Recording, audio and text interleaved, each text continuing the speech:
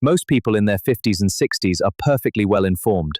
They know they should move more, eat a little better, and stop the slow, unauthorized expansion around the midsection. They have the information. What they do not have is a method that survives contact with real life. The usual approach is charmingly optimistic. One gathers one's motivation, sets a bold goal, and charges forward, until motivation, with its customary sense of timing, quietly leaves the building. Hey Richie, what's with the James Bond accent? You didn't sound like that in your last video. Not to worry, Rich. This is the real me.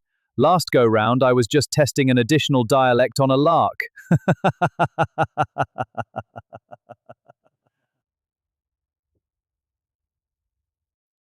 Today, I am going to offer you something less dramatic and considerably more reliable.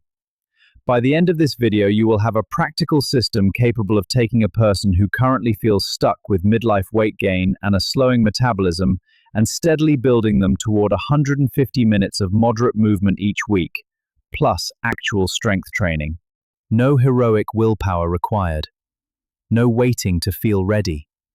Just a quiet method that continues to work on the days when inspiration is otherwise engaged. Shall we begin? Most of us attempt the same strategy. Set an ambitious goal, summon a burst of motivation, and push hard. Stanford's B.J. Fogg mapped rather precisely why this so often collapses. He refers to it as the action line. When a behavior sits above that line, when one's current motivation is sufficient for the difficulty of the task, one performs it. When motivation declines, as it almost invariably does, anything demanding slips below the line and stops. There is a second, equally inconvenient cycle. When mood or energy dips, we tend to withdraw from the very activities that would improve both. Less movement, less structure, mood and energy decline further. This is the low mood cycle that behavioral activation is designed to interrupt. The encouraging news is this: one need not wait to feel better before acting. Nor does one require grand, impressive behaviors to begin changing the pattern. Tiny Habits is a behavior design method developed by B.J. Fogg, Ph.D. at Stanford's Behavior Design Lab. The formula is elegantly simple. Behavior equals motivation times ability times prompt. To make a new behavior stick, we increase ability by making it tiny, we attach it to a reliable prompt that already exists in the day, and we use celebration to generate a positive emotional signal. Here is what occurs in the brain. Habits are largely formed in the basal ganglia. When a small action is paired with a positive feeling, dopamine, the brain strengthens the relevant synaptic connections. That is synaptic plasticity. Celebration is the deliberate means of creating that signal. Behavioral activation supplies the why. It invites one to link the small action to something that genuinely matters. Independence, energy, physical capability, the protection of one's future self. When the action serves a real value, mood begins to lift even if one did not particularly feel like performing it. That improved mood then makes the next action slightly easier. A virtuous cycle gradually replaces the previous one. One further practical observation: sleep. During non-REM sleep, the brain consolidates recent experiences into longer-term networks. The tiny habit practiced during the day becomes more automatic overnight, provided one is resting reasonably well. Here is the precise formula. After existing anchor, I will tiny behavior, and then I will celebrate. 1. The anchor. Something already performed every day without conscious thought. Pouring coffee, brushing one's teeth, sitting down to a meal, standing up from a chair. 2. The tiny behavior. So modest that it requires less than 30 seconds and feels almost too straightforward. 3. The celebration. Immediately after the action, generate a genuine positive feeling. A quiet yes, a small physical gesture, a real smile. That feeling assists the brain in wiring the habit. Practice this for several days, and the behavior frequently begins to feel automatic. From that point, one may grow it deliberately. Let us make this concrete. Here are tiny habits that address the questions midlife adults most frequently ask. For muscle and strength, after I stand up from the couch, I will do one slow sit to stand and then say, stronger legs for the years ahead. For energy. After I pour my morning coffee, I will step outside for 30 seconds of fresh air and daylight, and then take one slow breath. For heart health. After I finish my morning coffee, I will walk to the end of the driveway and back, and give myself a quiet acknowledgement.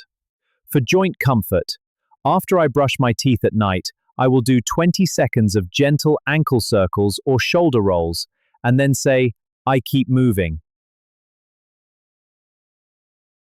For brain health. After I get into bed, I will name one thing I am looking forward to tomorrow, and smile. For sleep.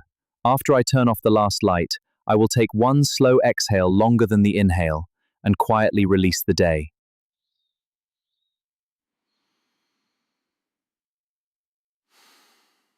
Now to the concern that occupies the top position for many in midlife, weight gain and a slowing metabolism. One may begin with a single simple tiny habit. After I sit down for any meal, I will put protein on my plate first, and then think, this supports my muscle and energy. Once that feels automatic, one may employ habit stacking to develop it further. Habit stacking was popularized by James Clear in his book Atomic Habits. The technique rests on earlier research into implementation intentions, the finding that linking a new behavior to a specific existing cue markedly increases the likelihood of its occurrence. A straightforward nutrition stack. After I sit down to a meal, I put protein on my plate first. Then I add one serving of vegetables. Then I put my fork down between the first few bites. For movement and strength, a longer staged progression. Stage 1. Bodyweight foundation. After I stand up from the couch in the evening, I will do one slow sit to stand. Once comfortable, 2, then 5, then a second set on another day. Stage 2. Add a second bodyweight pattern. After I finish the sit to stands, I will do 2 countertop or wall push-ups. Increase gradually. Stage 3. Introduce light load on large muscle groups. After the bodyweight work feels solid, I will hold a light weight at my chest and perform one slow goblet squat.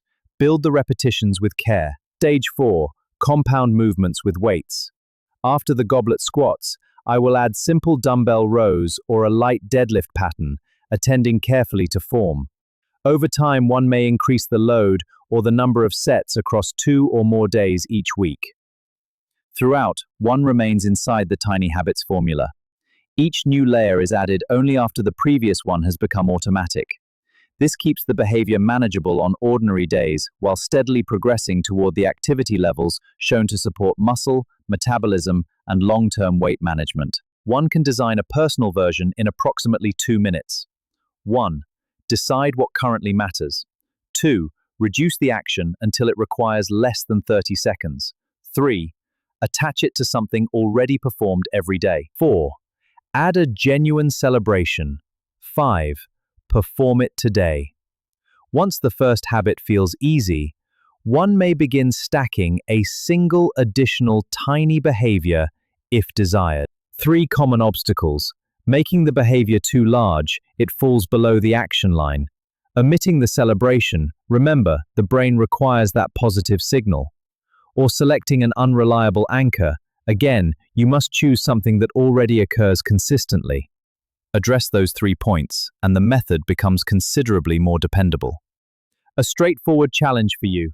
Select one tiny habit, or design your own, and practice it for the next 7 days. No perfect streak is required. Simply appear for the anchor, perform the tiny action, and celebrate. If it feels solid after a week, consider adding one small stacked behavior related to the same aim. And should you wish to explore further the use of small actions to improve mood and energy, the behavioral activation video is linked in the description. These 2 methods complement one another rather well. One does not require a dramatic new version of oneself. One requires only a tiny, repeatable version of the person one intends to become, practiced with a measure of quiet celebration. The science is sound. The method is simple. And I shall be rooting for you. Until the next one, I'm Richie from A Salubrious Life.